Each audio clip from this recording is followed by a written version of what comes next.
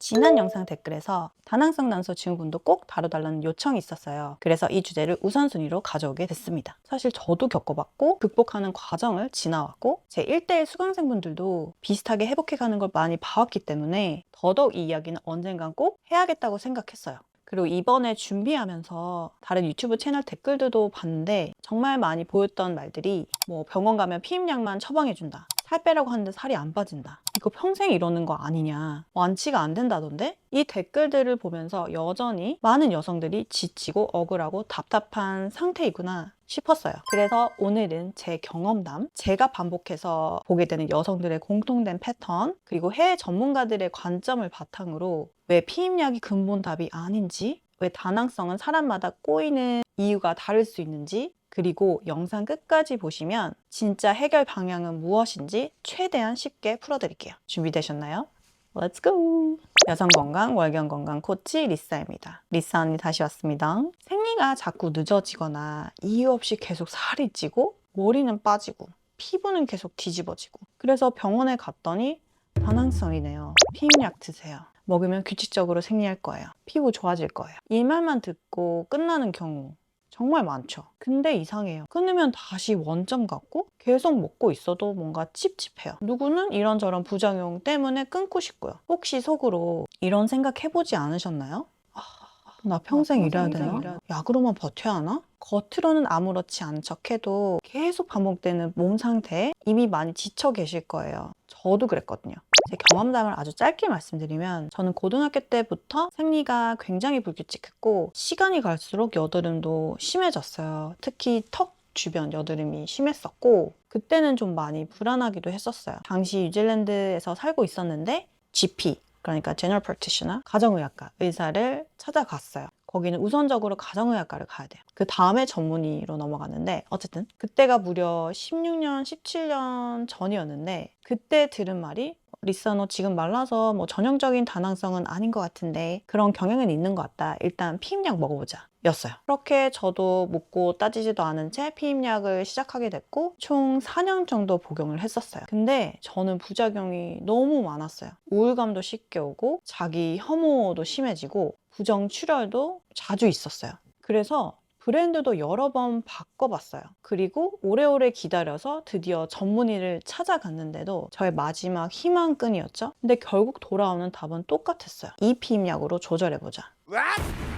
심했을 때는 진짜 극단적인 생각까지도 했었어요. 그래서 정말 그때 망연자실했었어요. 그러면 나는 평생 이 방법밖에 없는 건가? 날 도와줄 수 있는 사람은 없는 건가? 그래서 저는 결국 끊기로 결심을 했고, 그때부터 진짜 해결책을 찾는 여정이 시작됐어요. 참고로 여기서 하나 말씀드리면, 장기 복용하신 분들은 무작정 혼자 확 끊는 것보다 반드시 몸을 준비한 후에 끊으셔야 돼요. 그렇지 않으면 아주 더 심한 증상이 올라올 수 있거든요. 어쨌든 저는 피임약을 끊은 뒤에는 2년 가까이 이제 무월경도 겪었어요. 아예 생리를 안 한 거죠. 더 불안하고 괴로웠어요. 혈액순환도 잘 안 되고 몸 상태도 좋지 않았거든요. 그러다가 이제 겨우 생리가 돌아왔는데, 한국에 들어오면서 다시 제약회사 생활을 시작하면서 또다시 불순이 찾아왔어요. 근데 제가 결론적으로 규칙적으로 생리를 하게 된 시점은 제가 억지로 몸을 통제하려고 할 때가 아니라 여성의 생리 주기와 몸의 신호를 제대로 이해하기 시작했을 때였어요. 그때 생리가 규칙적이진 않았지만 음식, 운동, 생활 습관, 마인드셋을 바꿔가면서 직접 경험해 보니까 시작한 지 5개월 만에 평생 불순이었던 제가 3개월 연속으로 규칙적인 생리를 따박따박 하게 된 거예요. 27일, 30일 사이로. 그 전에는 40일 이상 넘어가기도 하고 더 빨리 오기도 했었어요.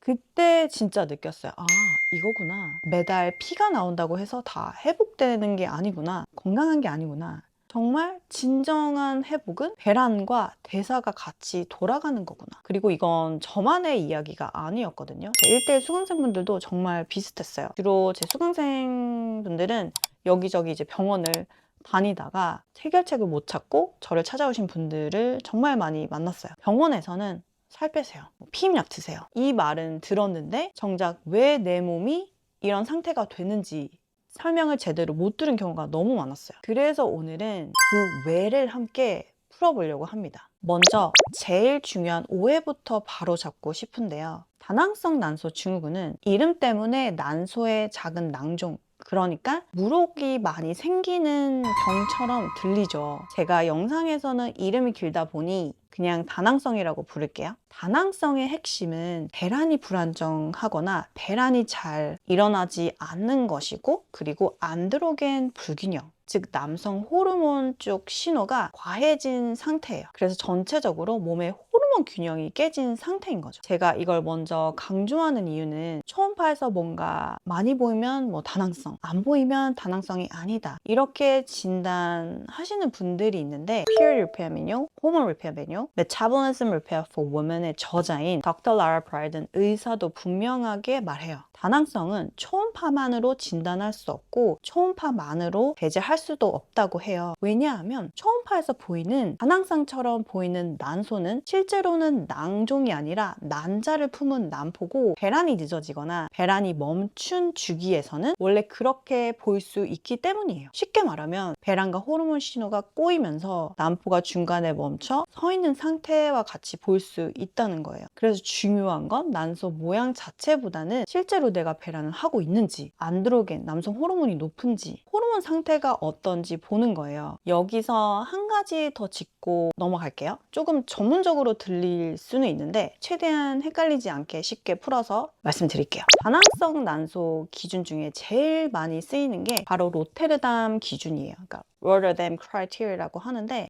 이 기준은 3가지 중 2가지를 만족하면 다낭성으로 볼 수 있다고 해요. 첫째는 배란이 제대로 일어나지 않거나 생리불순이 있는 경우, 둘째, 혈액 검사상 남성 호르몬이 높거나 다모증이나 여드름, 탈모 같은 고안드로겐, 즉 남성 호르몬 과다 증상이 있는 경우, 셋째는 초음파에서 다낭성 난소 형태가 보이는 경우예요.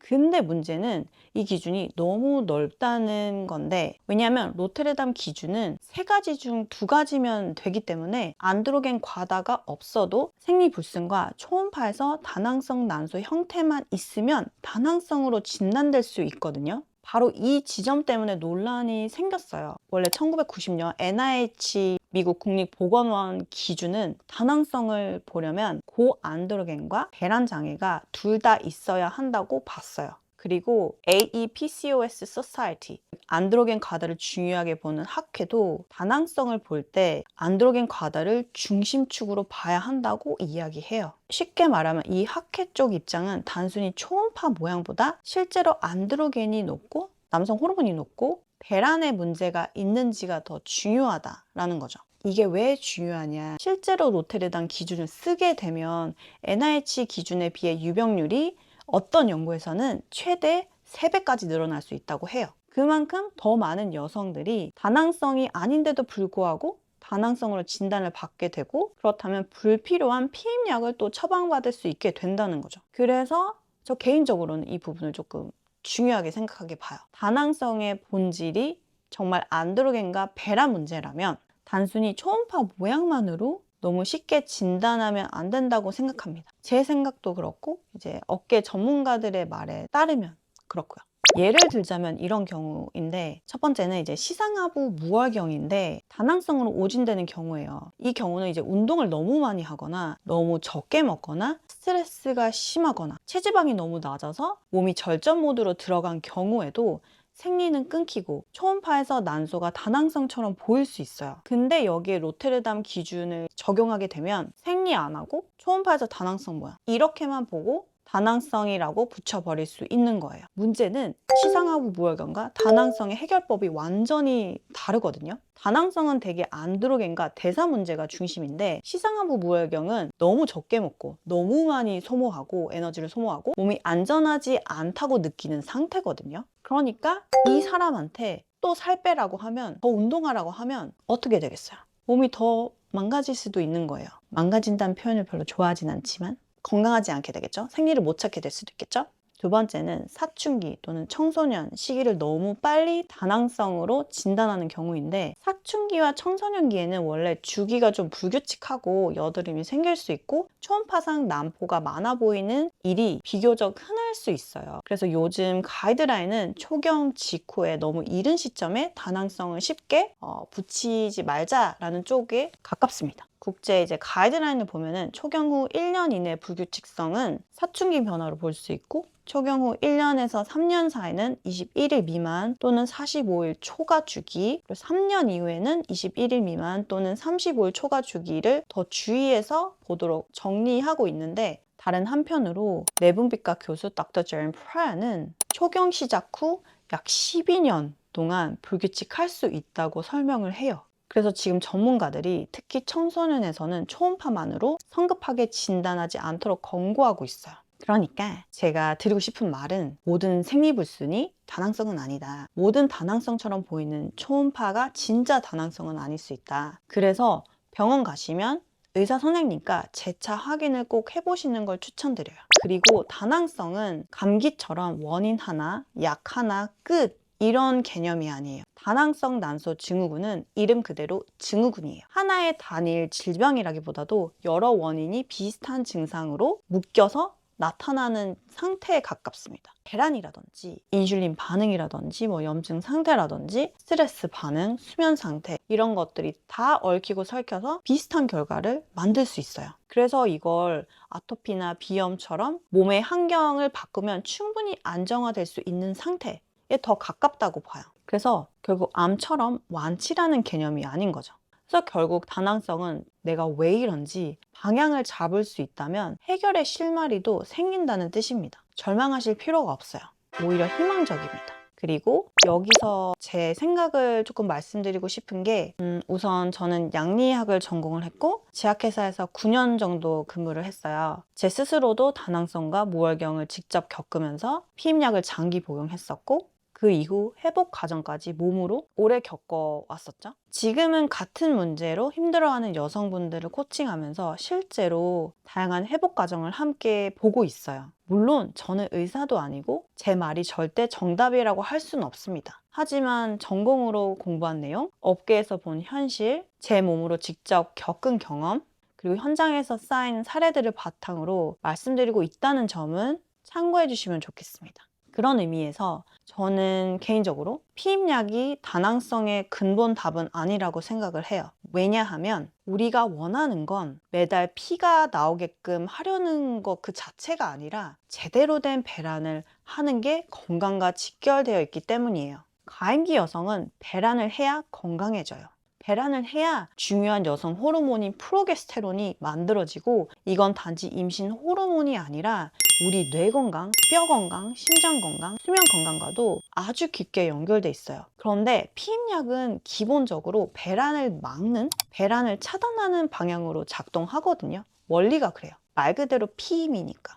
이 메커니즘이 뇌와 난소 사이의 소통을 끊어서 항상 뇌와 난소는 소통을 하고 있거든요. 이 커뮤니케이션을 절단시켜버려요. 그래서 몸이 스스로 배란하지 않게 만드는 방식이에요. 그래서 많이들 가짜 생리라고 하잖아요. 피임약을 통해서 하는 생리는. 왜냐하면 그 출혈은 자연적인 배란 후에 호르몬이 조화롭게 만들어졌다가 내막이 탈락하는 생리, 월경과는 다르기 때문이에요. 정확히 말하면 약으로 인해 만들어진 출혈에 더 가깝죠. 어떤 게 자연의 이치와 같을까요? 그래서 끊으면 다시 원점으로 느껴지는 분들이 많은 거예요. 왜냐하면 내 몸이 왜 배란을 못했는지, 왜 안드로겐이 높아졌는지, 왜 인슐린 저항성이 생겼는지 그 뿌리는 그대로일 수 있으니까요. 비유하자면 염증 난 상처를 제대로 치료한 게 아니라 일단 반창고만 딱 붙여놓은 상황이에요. 겉으로는 잠깐 가려질 수 있지만 안의 원인이 그대로면 다시 반복될 수 있는 거죠. 해외에서는 이런 식으로 It's just a band-aid 라고 표현하기도 해요. 물론 예외적으로 필요한 상황은 있어요.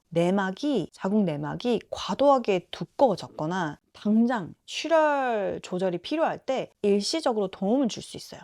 하지만 큰 그림에서 보면 저는 피임약이 근본 회복의 도구는 아니라고 봅니다.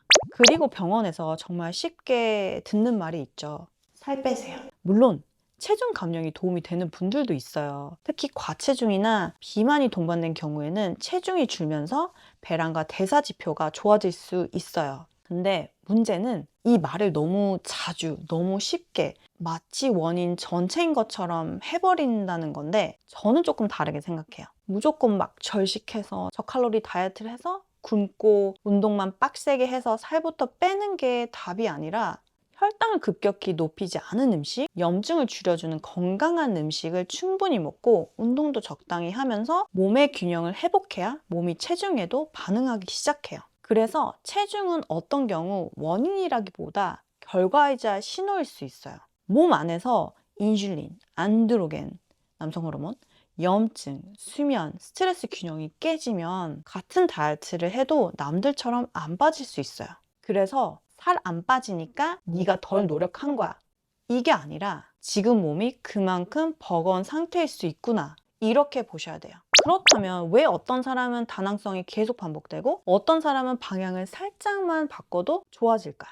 닥터 라라 프라이든 의사를 포함한 몇 호르몬 전문가들은 이걸 4가지 기능적 패턴으로 설명하는데 이건 공식적으로 진단되는 분류라기보다도 내 몸이 어느 쪽에 더 가까운지 이해하는 실용적인 툴이라고 보시면 돼요. 그래서 제가 이걸 이해하기 쉽게 좀 인용을 해서 한 장으로 이렇게 정리를 해봤어요. 닥터 라라 프라이든이 만드신 표인데 제가 번역을 해서 여기 붙여놨어요. 지금 여기 보시면 처음에 정말 다낭성 난소 증후군이 맞는지부터 확인하는 거예요. 이게 제일 먼저예요. 왜냐하면 남성 호르몬 수치에 문제가 없거나 정상이거나 또는 관련된 증상, 뭐 탈모라든지 다모증이라든지 피부 트러블 이런 게 없으면 초음파에서 난포가 많아 보여도 다낭성 난소 증후군이 아닐 수 있기 때문이에요. 그러니까 첫 단계에서 진짜 다낭성이 맞나? 이걸 먼저 보는 거예요. 아니라면 여기서 끝. 다낭성이 아닌 거죠. 맞다면 그 다음은 인슐린 저항성이 있는지 봅니다. 가장 흔한 패턴이에요. 약 70% 정도가 여기에 해당돼요.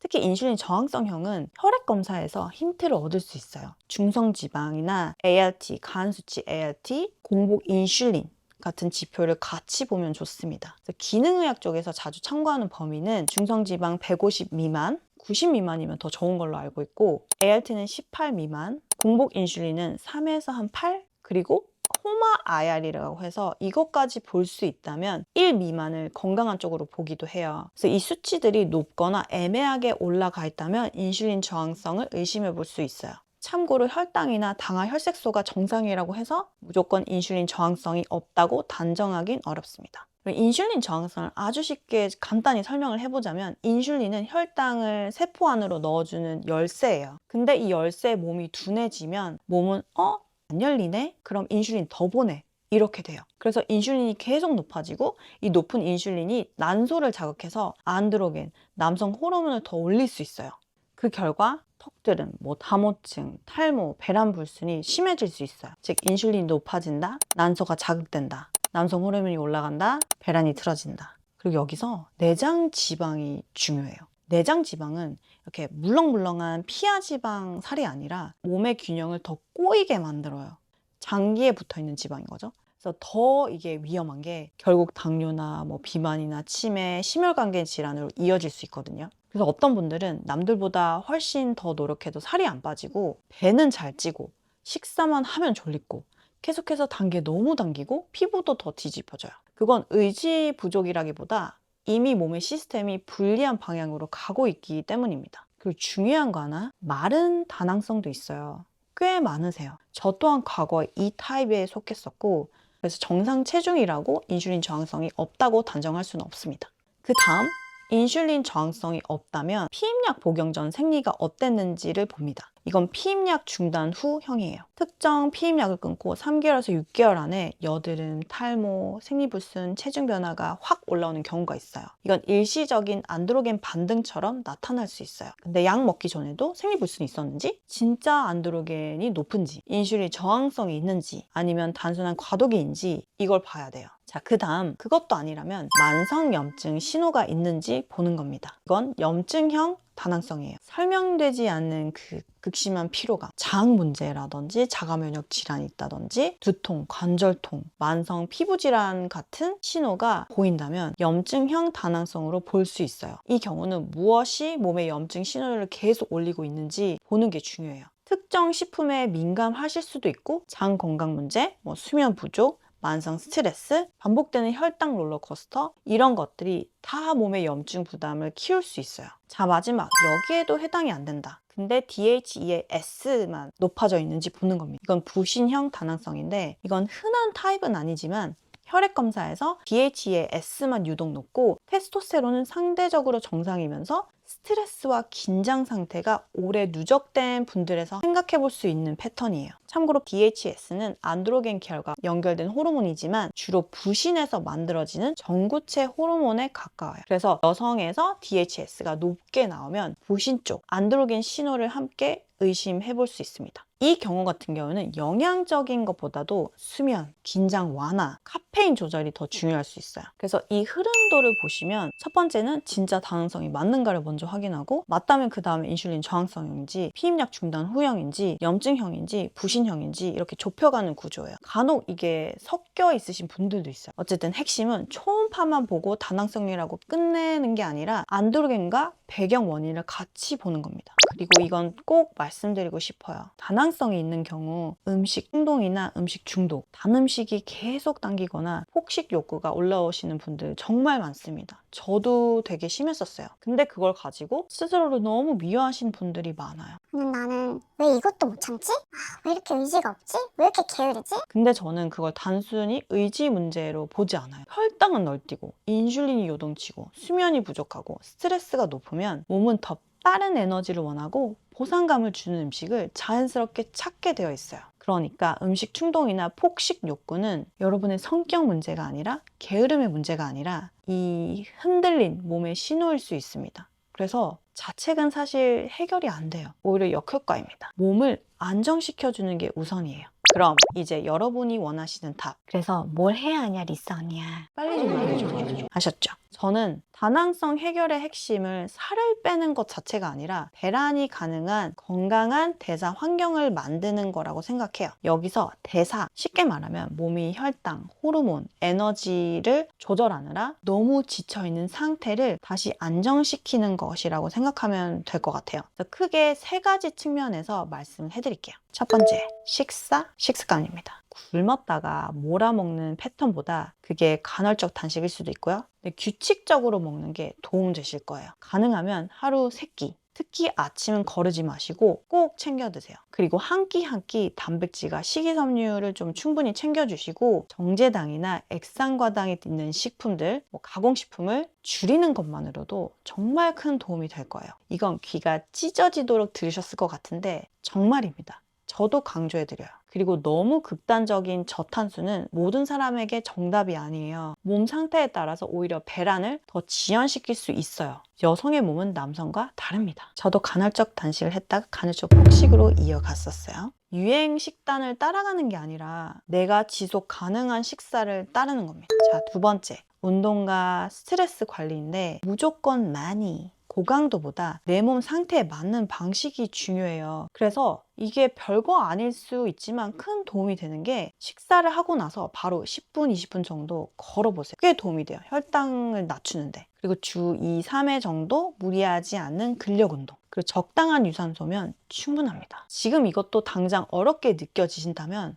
그냥 걷기라도 해주세요. 그리고 수면. 이건 진짜 너무너무 아주 매우 중요해요. 잠은 죽어서 자면 된다. 이런 말은 멋있어 보일 수 있지만 전혀 멋있지 않아요. 저 또한 젊었을 때 그렇게 생각을 했었죠. 자는 시간 아껴가면서 일을 열심히 했었죠. 근데 다낭성 회복에는 전혀 안 멋있습니다. 사실 이건 다낭성을 떠나서 모두에게 해당돼요. 하루 7시간 이상 수면은 질 높은 수면, 이건 생각보다 정말 큰 차이를 만들어요. 저는 단 한 가지를 꼽으라고 하면 단연 수면입니다. 무조건 1순위예요. 잠만 잘 자도 살은 잘 빠집니다. 그리고 다낭성 부신형처럼 긴장도가 높은 분들은 명상이나 요가, 호흡, 산책 같은 것도 크게 도움이 될 수 있어요. 그리고 마지막 세 번째는 영양제. 보충제예요. 저는 이 부분도 꽤 중요하다고 봐요. 물론 보충제만으로만 다 해결된다는 뜻은 아니지만 내 몸에 맞게 잘 쓰면 도움이 되는 경우를 정말 많이 봤어요. 개인적으로 저도 그랬고요. 첫 번째는 이노시톨인데 이노시톨은 다낭성에서 가장 많이 언급되는 보조제 중 하나이고 효과도 많이 연구돼 있어요. 특히 마요이노시톨이 중요하다고 설명을 하는데 이게 인슐린에 대한 세포 반응을 돕고 결과적으로 안드로겐을 낮추고 배란 환경을 개선하는데 도움을 줄 수 있다고 해요. 또 이노시톨은 다낭성뿐만이 아니라 불안, 수면, 월경정, 기분 증상, PMS 이런 쪽에서도 연구가 있어서 단순히 혈당만 보는 성분이 아니라 대사, 호르몬, 신경계를 같이 보는 이제 보충제, 보조제예요. 보통은 마요이노시톨 단독이나 40대 1 비율 제품이 많이 언급되고 있고 용량은 2g에서 하루 2번 총 4g 정도로 추천되고 있어요. 그리고 이건 며칠만 먹는다고 해서 바로 효과 보는 게 아니라 최소 3개월은 드셔야 효과가 더 두드러질 거예요. 다음은 베르베린입니다. 베르베린은 다낭성의 핵심 원인 중 하나인 인슐린 저항성을 건드리는데 굉장히 주목받는 성분이에요. 세포 내 에너지 대사와 관련된 경로를 통해서 혈당을 안정시켜주고 몸의 균형을 개선하고 난소의 과도한 안드로겐 생성을 좀 억제해줘서 도움이 될 수 있다고 해요. 실제 연구들에서는 당뇨약 메포민과 비교되는 경우도 있었고 대사지표, 배란, 지질 수치 쪽에서 긍정적인 결과들이 보고됐어요. 그래서 저는 인슐린 저항성형에서는 베르베닌을 꽤 중요하게 보는 편이에요. 저도 제 수강생들도 도움받았고요.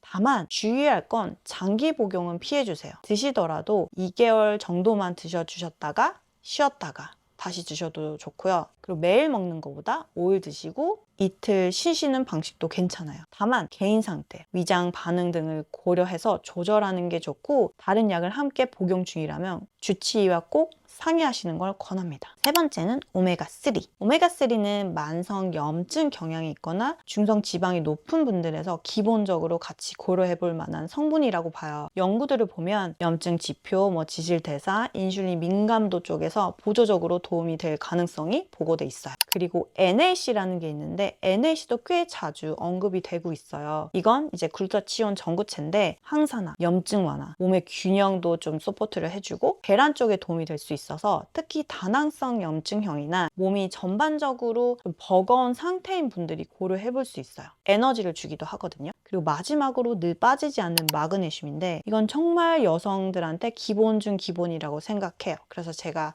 보통 많이 추천드리는 영양제고 수면, 스트레스, 긴장 완화, 혈당 대사, 근육 이완 이런 데 다 연결이 되어 있어서 특히 다낭성처럼 이제 대사와 스트레스가 얽힌 상태에서는 크게 도움이 됩니다. 자, 정리하자면 인슐린 저항성형이라면 이노시톨, 베르베린, 마그네슘을 우선 고려해 볼 수 있고 염증형이라면 오메가3, NAC, 마그네슘이 보조적으로 잘 맞을 수 있고 피임약 중단 후형이라면 여러 영양소 결핍이 많이 되어 있어요. 그래서 비타민 B군이라든지 아연, 마그네슘처럼 전반적인 영양 회복적을 같이 봐주시면 좋고 부신형이라면 마그네슘 그리고 개인에 따라서 아슈아간다 같은 허브 보조제를 또 고려해 볼 수도 있어요. 다만 이건 어디까지나 내 몸의 패턴에 따라 참고할 수 있는 방향이지 모든 사람에게 똑같이 적용되는 정답은 아니라는 점 기억해 주세요. 와우! 오늘 내용 진짜 많았죠, 오늘도. 사실 이것도 꽤 압축한 버전이에요. 제가 압축하고 압축해서 나온 건데 이거 안 줄였으면 사실 여러분 지금쯤 나가셨을 것 같은데 아직 나가시면 안 돼요. 계신 거죠? 정리하자면 다낭성은 그저 난소에만 문제가 있다는 게 아니라 배란, 호르몬, 대사가 함께 전신에서 흔들리고 있다는 증후군이에요. 그래서 몸 전체 관리가 중요합니다. 그리고 저는 피임약이 근본적인 답이 아니라고 생각해요. 왜냐하면 제가 원하는 것, 그리고 여러분이 원하는 건 아무래도 인위적으로 생리주기를 만드는 게 아닌 내 몸이 스스로 배란하고 스스로 균형을 찾는 상태일 것 같아요. 그렇지 않나요? 혹시 이 영상을 보시면서 이거 완전 내 얘긴데? 어떻게 알았지?